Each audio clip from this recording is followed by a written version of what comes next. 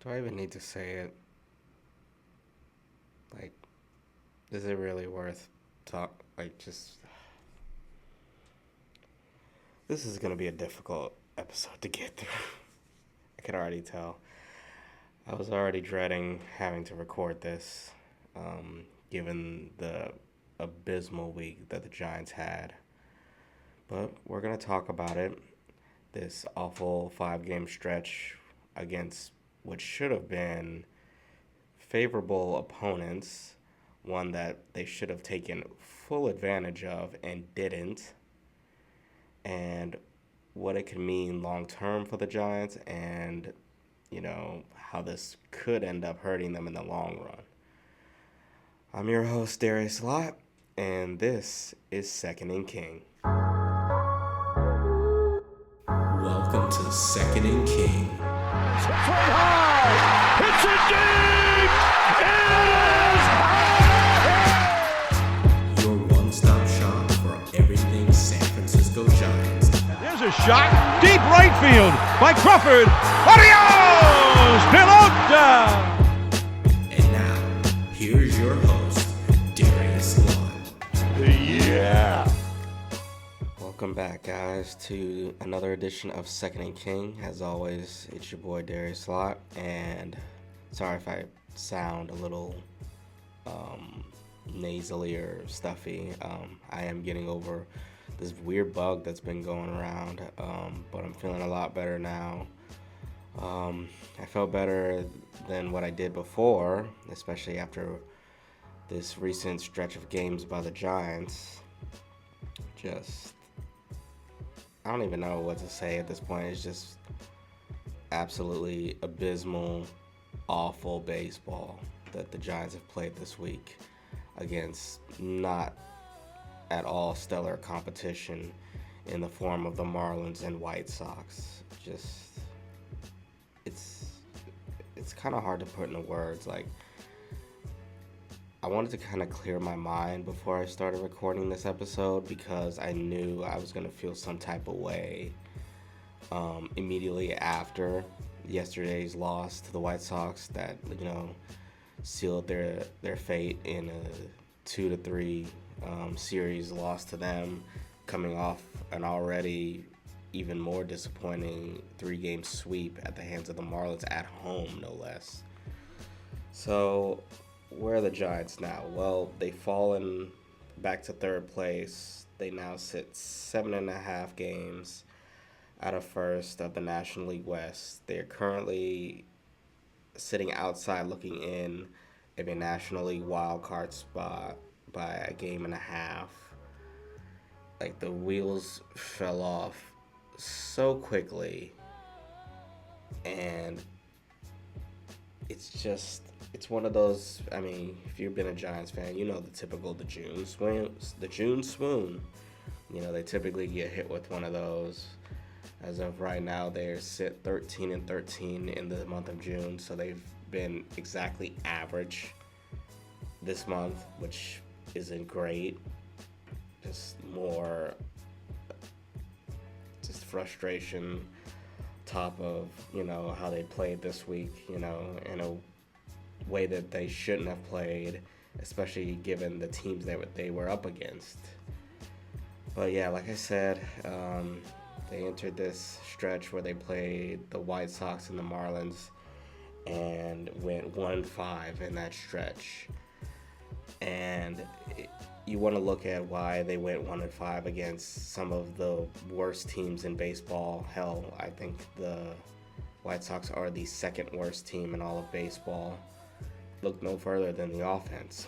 Stop me if you've heard this before, but the Giants' offense is bad.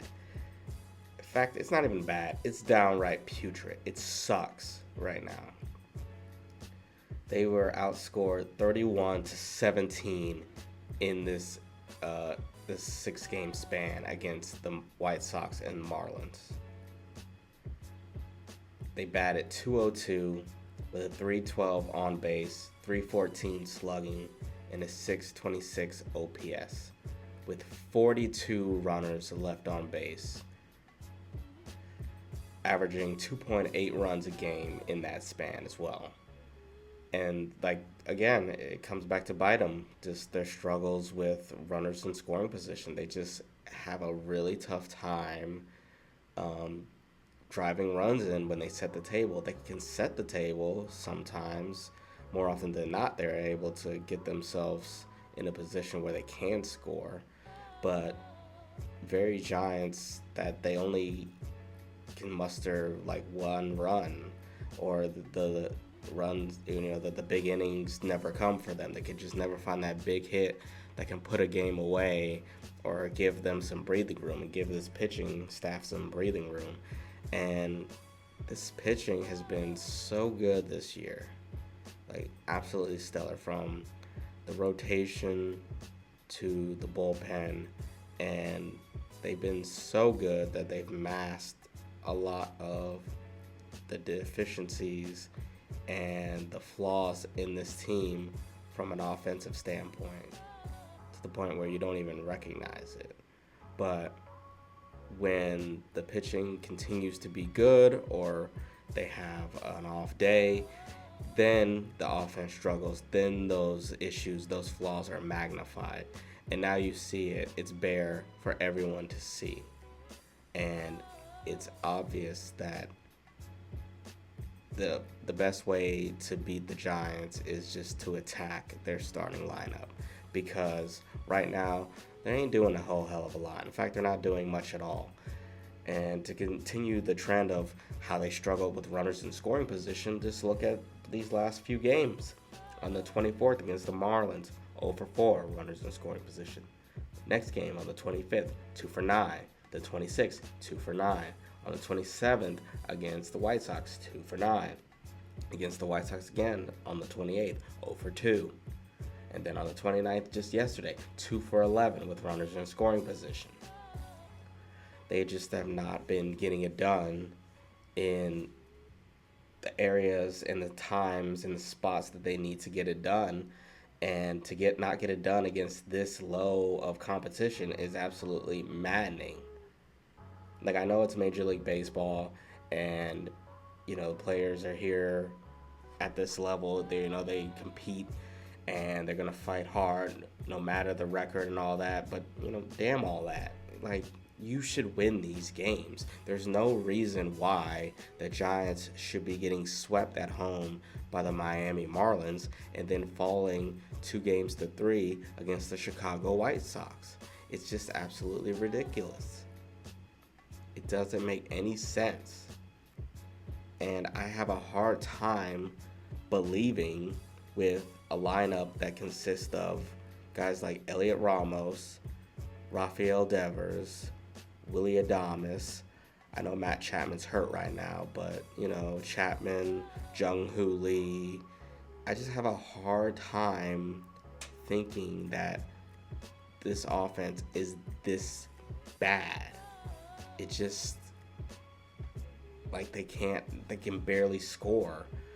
Like, they're averaging 2 runs a game, like, if that. Like, I don't get it. It just doesn't make sense to me. And, I mentioned Chapman being hurt. With him being out, and, we probably won't see him until either after the All-Star break or slightly before. Still kind of up in the air. It's been rough without Chapman being in the lineup, but at the same time, does Chapman fix all the Giants' problems on offense? I don't think so. I mean, would it be nice to have Chappie back out there? Yeah, absolutely. For his bat and his glove, it'd be great to have him back out there. With Casey Schmidt, he's been dealing with a wrist injury. He got hit on the wrist not too long ago, so he's been out of the lineup.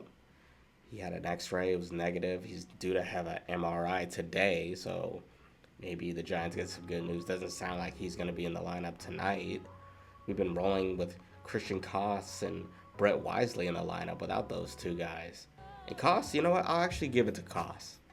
He has played particularly well. Probably not as well defensively, but he's kind of doing all right with the bat. Brett Wisely, however, has not been. He's not been doing anything to contribute to Giants wins. Matter of fact, he more often than not contributes to Giants' losses. And he contributed big time to a Giants loss just this weekend. I believe it was, it was Saturday's game against the White Sox. And he had a base running blunder that cost the Giants that game. He gets on base. I believe this was in the top of the sixth inning. He leads off with a single. Good, great. Then Koss follows it up with another single. So we got 2 on with nobody out. Then we get a gift. The pitcher for the White Sox balks. So that moves Koss and Wisely over a base. So Koss is at second and Wisely is at third. Nobody out. And the game is scoreless with Rafael Devers at the plate. So this is like the best time for the Giants to push a run across, grab the lead, and hopefully hold the lead. Well, unfortunately, Rafael Devers, he strikes out. I believe he strikes out swinging, and I don't know what he was doing or what was going through his head. Probably nothing, because that displays zero baseball IQ, what he did going as far as he did off the third base bag. He was caught, and then catcher Edgar Quero picks him off at third base. So the Giants somehow managed to turn a situation with runners in scoring position, second and third, nobody out, Rafael Devers coming up, and they managed to not score at all. Second and third, nobody out, in a double play. He strikes out, Devers strikes out, and then Wisely gets picked off coming off third. 2 outs. And then Ramos flies out. No runs scored. Like, that's impressive just for how bad it is.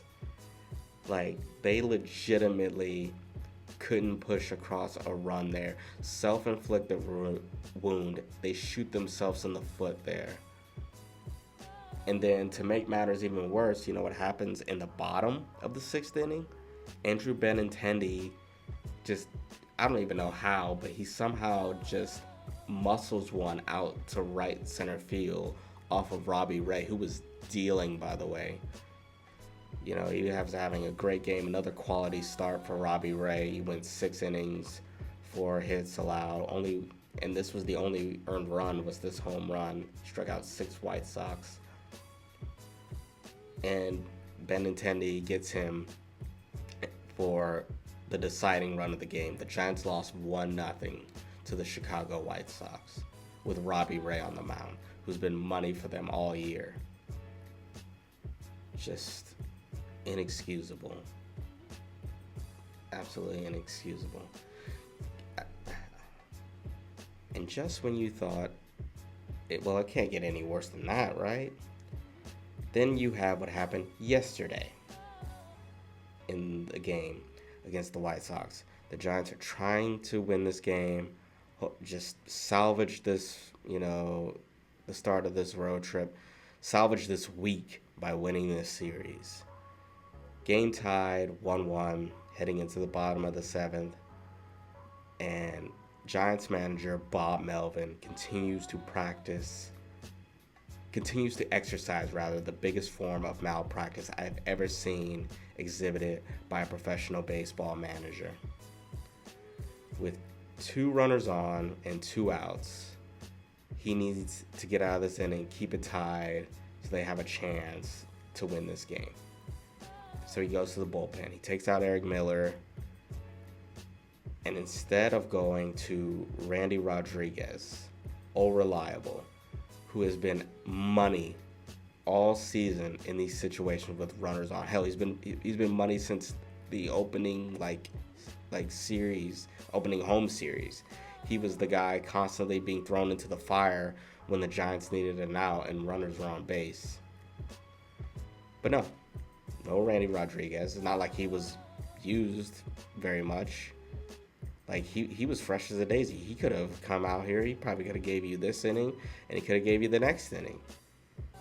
But no, he goes to the bullpen, and who comes out? Ryan Walker. Do I need to say anything else? It went about as well as you'd expect. Ryan Walker, who has been awful all year, especially in these kind of situations, comes in and proceeds to do this. Walk.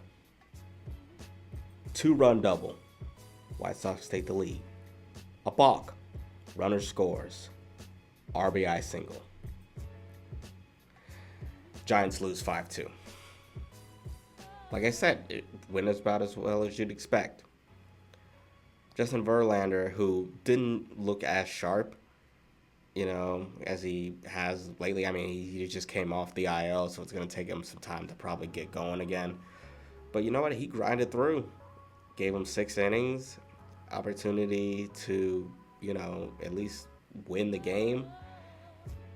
And I've lost count now how many times the bullpen, Ryan Walker especially, have come in and cost Justin Verlander a shot at a win, or a shot for the Giants to win, with Justin Verlander on the mound.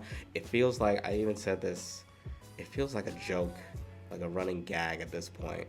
Like Bob Melvin is still not over Justin Verlander eliminating his A's in back-to-back years when he was a Tiger. So now this is his way of getting back at JV. Because how else do you explain this? How else do you explain Bob Melvin continuously just using Ryan Walker in must-win situations, in like game-on-the-line situations? You can't, because it doesn't make any sense. What about what he's done this year shows you he is capable of getting out of that situation? Because there's 2 outs? I wouldn't trust him with that. You can't trust him with that. And he's showing you again why you can't trust him with that. And Walker continues to struggle. I don't know. I'm pretty sure he has an option. I don't know why the Giants haven't exercised it. He continues to just stay in this bullpen and just continue to blow games. It's absolutely ridiculous. I can't even begin to put into words how frustrating this has been and how mad I am. And normally I'm pretty much the optimist.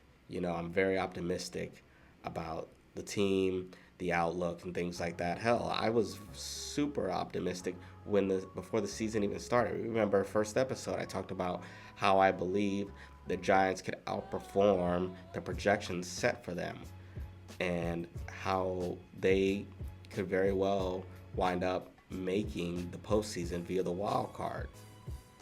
But I gotta tell you, this stretch in these last few games, that optimism is slowly being beaten out of me. Like, I'm starting to lose hope. It is fading away. It is fading fast. And I know it's June and it's still very early, but oh my God, I can't, man. I just can't. I don't know, how are you supposed to feel confident right now as a fan seeing what you're seeing right now? Whether it's bullpen implosions, whether it's sloppy base running, whether it's just absolute abysmal offense, whether it's just absolute piss poor coaching effort, managerial decisions. I don't know how anyone could be into this team right now. It feels like even, and it's funny because we were all on cloud 9 a few weeks ago when we got Rafael Devers. We were excited, as we should be. We were ready, to really go forward and make a strong push. And then the bottom just fell out. Giants still can't hit even with Rafi in the lineup. Hell, even he's starting to look like the rest of the team up and down the lineup. Just absolutely garbage at bats, 1 through 9. Not able to come through with runners in scoring position. Oh, he's fitting right in. He looks like a San Francisco Giant right now. I don't know where you go from here. I mean, I was pretty loud about my absolute disdain for Bob Melvin and the job he's done so far this year.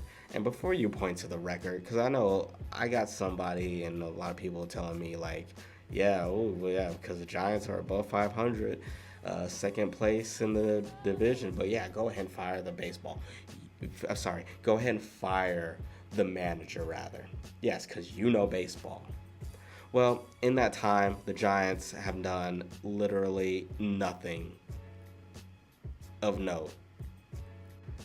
The Giants fumbled an opportunity to pick up some wins and continuously improve their playoff odds. That is what this stretch against the White Sox and Marlins was supposed to be. And they failed at that. And now that crowd is quiet. I haven't heard anybody, the pro Melvin people in some time telling me that, oh yeah, it's the manager's fault. And yeah, granted, you can't blame the whole thing on Bob Melvin, but I can certainly blame yesterday on Bob Melvin. And he's had plenty of other games just like this. And one of the things you're meant to do as a big league manager is give your guys some type of motivating factor to go out and play, with passion, conviction, ready to suit up, win. And in this stretch, I have not seen anything like that of the sort from the Giants. Hell, I haven't even seen that this month from the Giants. And I'm sure the club loves Bo Mel. I'm sure they love, his philosophies and his managerial style. But damn, I mean, you must not like him that much, given this is how you play under him. He must not be giving you guys a whole lot to go off of. Because if you did, you'd be playing a lot harder for your manager. I don't know. This just doesn't feel like that spark is there anymore. That same spark that was coming out of spring training into the season that first month, that seems to be all but gone now. And while Bo Mel may not be the main reason for the Giants' losses, he has contributed to a number of them. It goes far beyond him for sure. The Giants, of course, as I've mentioned ad nauseum, their inability to hit with runners in scoring position, their absolute blithering blunders on the base pass, like in terms of like base running, and not to mention, I almost forgot Matt Williams. Oh my God, this guy, he had a bad week, just really just waving in guys when he shouldn't have, like just terrible sends, awful reads off the bat. Between Bo Mel's boneheaded decision making, Matt Williams, his boneheaded decision making, the Giants just being absolutely inept on the bases, their inability to hit, wasting prime, pitching performances from guys like Webb, Ray, hell, even this past weekend with JV, just, it's a recipe for disaster. And it should be no secret as to why they've struggled mightily so far in the month of June and why they are where they're at now. And I'm normally not the guy who wants to, say, a guy should lose his job or anything like that. But right now, Bob Melvin is not inspiring a whole hell of a lot of confidence for this Giants team, and I can't imagine how anybody could feel confident with him as the manager of this team right now. But it probably won't happen this season. It probably won't happen mid-season. I think we've probably stuck finishing out 2025 with Bob Melvin. But Bob Melvin being the Giants manager beyond 2025 is absolutely asinine. And I can't see in a world where Buster Posey and company think that that's a great idea, given what's happened. This is his second year, and we are seeing the same old song and dance as we saw last season. If there are any changes to be made, for me, it would have to be on the hitting coach front, and I'm talking exclusively Pat Burrell. Hell, you might have to overhaul the entire hitting coach core, because what have they exactly done to help improve the offense this year? It looks just as bad this year as it did last year. So Pat Burrell, chief among them, I think he is unfortunately the guy who, if the Giants are looking for a scapegoat and, with no clear replacement for Bob Melvin right now, Pat Burrell and, the rest of the hitting staff, that's an easy one. That's an easy one right there. I'm sure you could find somebody to take over as a hitting coach midseason a lot easier than you can find a big league manager right now. And given the way that the Giants have performed offensively, it would make a lot of sense why they'd want to make a change there from a coaching standpoint. I'm still confused why they haven't, but here we are. So I think that's all I have. I think that's all the energy that I can give to this whole just abysmal, just incredibly frustrating stretch that the Giants have just played. I just wanted to get that out in the open, kind of get it off my chest. Sorry to my listeners that this episode is more outwardly negative than my previous episodes, but I had a lot to get off my chest. I was not feeling 100, percent, this week, and the Giants just happened to make that even worse. So I kind of had to let off some steam there, and I appreciate you guys listening if you're still listening to this. But that's going to do it for this edition of Second and King. For those of you who listened on YouTube, make sure you like that video. If you found this channel for the first time on YouTube, make sure you subscribe and hit that notification bell. That way you know anytime that I go up with an episode, it'll alert you. For my peoples on Apple Podcasts and Spotify, make sure you leave a rating and review. Helps out the podcast immensely. I also have a Patreon page if any of you are at all interested in helping to support the channel, help support the podcast in any way. Don't feel that it's necessary. It's just if you enjoy this content and you want to continue to see it thrive and grow, you can become a patron over on Patreon. I'll put the link up in the description of this video, both on YouTube, Spotify, and Apple Podcasts. You'll even see it at the end of this video here on YouTube. But that's going to do it for this edition of Second and King. Thank you guys as always for listening, and as always, go Giants.